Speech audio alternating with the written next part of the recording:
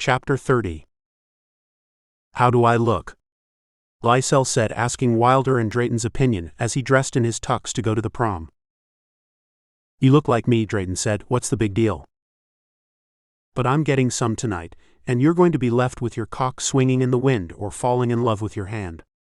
Now that's a big deal, Lycell said to Drayton with a smile. Wilder just looked at them and continued dressing. Why don't you two grow up? You're going to be yearlings in a matter of weeks, and you're still arguing like two pups over who brought down a deer. It doesn't matter. We look all the same. Wilder straightened his tie and placed his tux jacket on. That's what you think? Our dates know the difference in us. I'm the one with the great personality and you're the one girls think is odd, and Drayton, they don't know what to think of him. I'll see you two at the apartment after the prom, Lycell said after picking up his date's flowers and bounding down the stairs where Harper and Emily stood watching. I hope they're careful, Emily said to Harper after Wilder gave her a kiss. I'll make sure of that. It's not like they're females, Harper said with a smile of relief. You didn't tell me what you have planned for my sons, Emily said. Harper gave her a kiss, took her hand, and they strolled up the stairs and turned to go to their rooms. If I told you what's going on with your sons, you would never let them out of the house, and you would drive me crazy. He closed the door behind him. Now that they will be out of the house and the moon is full, there are some things I have to take care of before I leave you.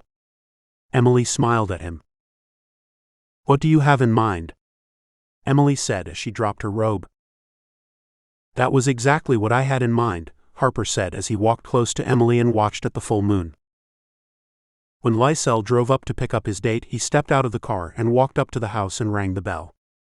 A pretty girl with dark hair and a pleasing smile came to the door. She opened the door and he stepped in.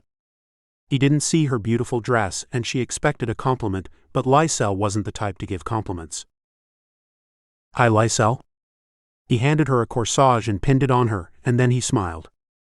Those are beautiful, she said, looking in the mirror. When he looked behind him, her father was standing behind with a dry gaze. Have my daughter home early? Yes, sir. I know your father, and he will make sure you're on your good behavior. What's your name? Lycell, sir. I thought your name was Wilder. Maybe I got that wrong.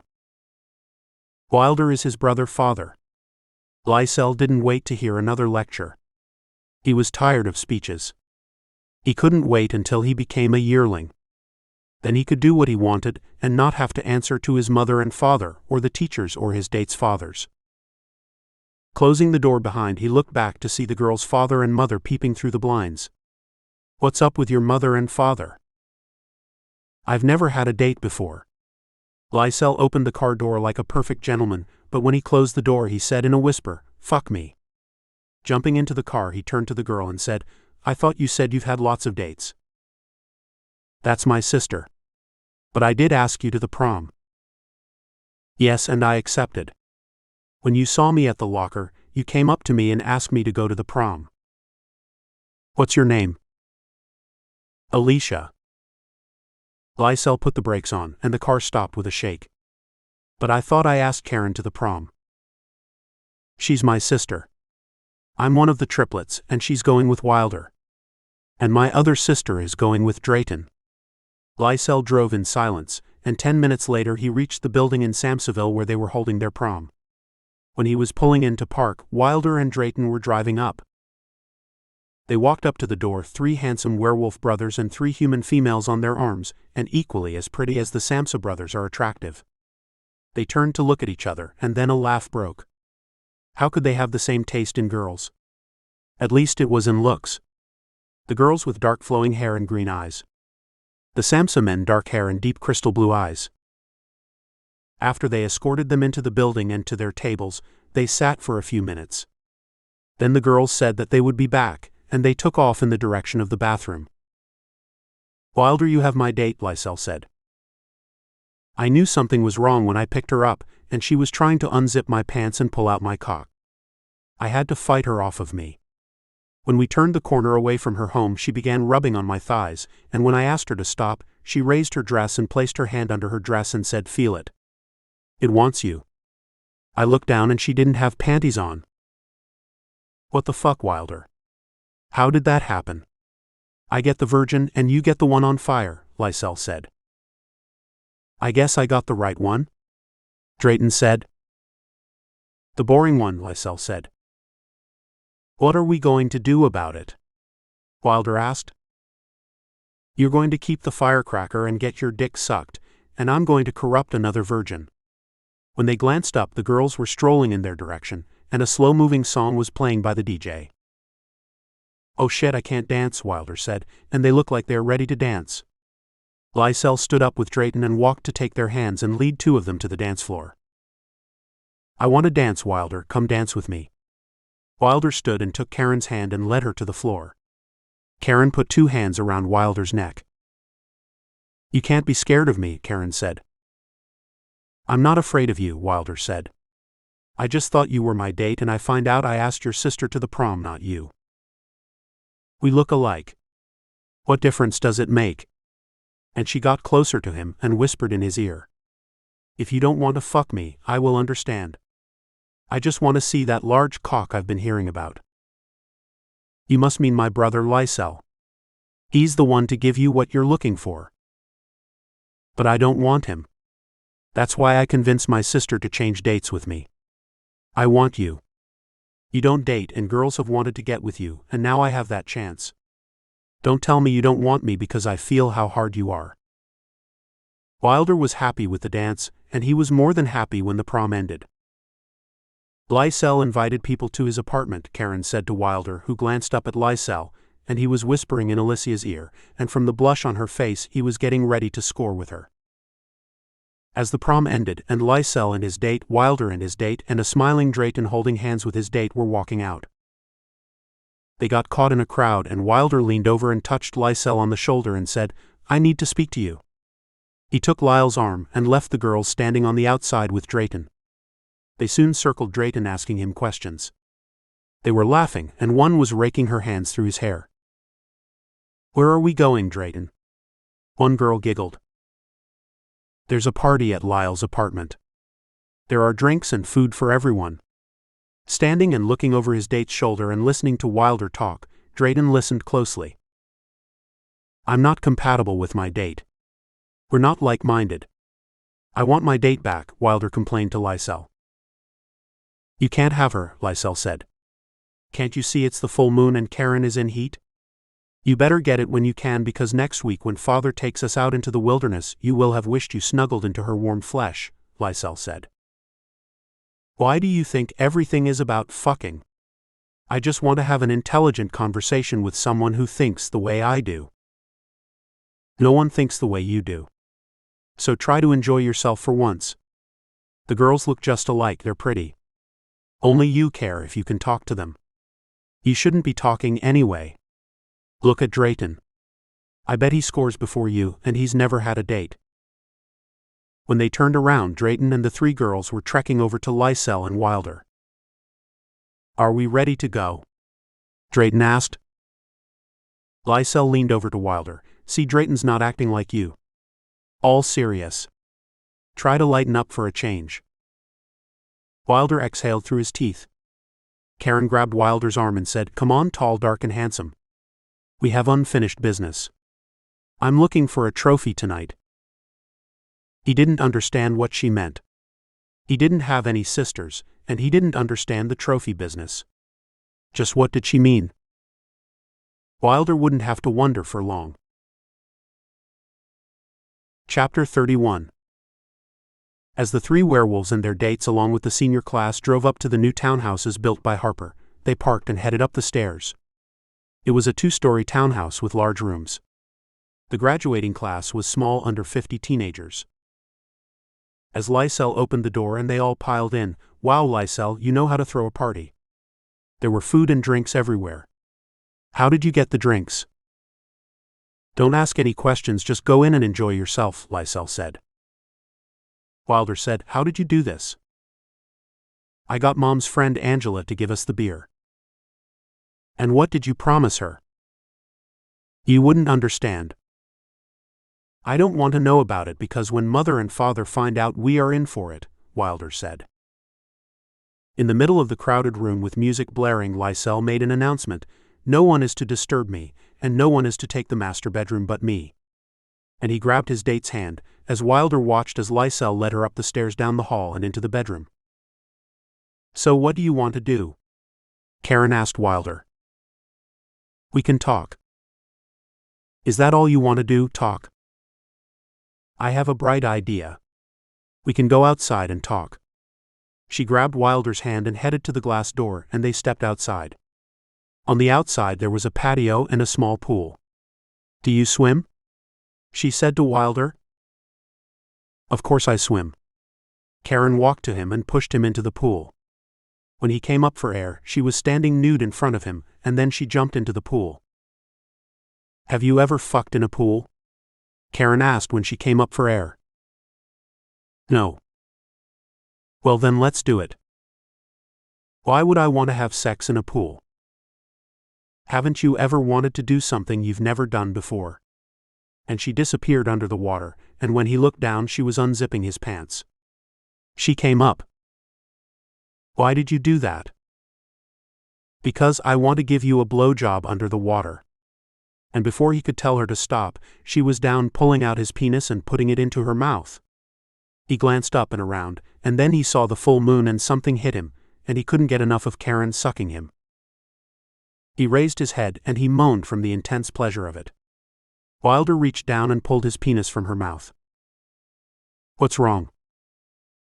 "You didn't come up for air. I thought something had happened to you." "Didn't you enjoy it?" her eyes sparkling from the glow of the moonlight. "Because I sure did, and I got my trophy." "What?" "You are the trophy. Girls have been wanting to see that cock of yours, and I'm the first. Why don't you let me give it all to you? You can have something to tell your friends." Wilder had been primed like a pump, and he wanted satisfaction. Wilder picked her up and placed her on the patio. He hopped out of the water and brought her to a lounge chair. He took off his shirt as she marveled at the width of his chest. His massive shoulders, hidden by his tuck shirt, now revealed to her. "What a marvelous body," Karen said in awe. Her mouth open. "You wanted your trophy, then here I am. Now take it," he said as he laid back, and Karen raised her dress and hitched one leg over Wilder, and she tried to sit on an erect, hard, huge penis.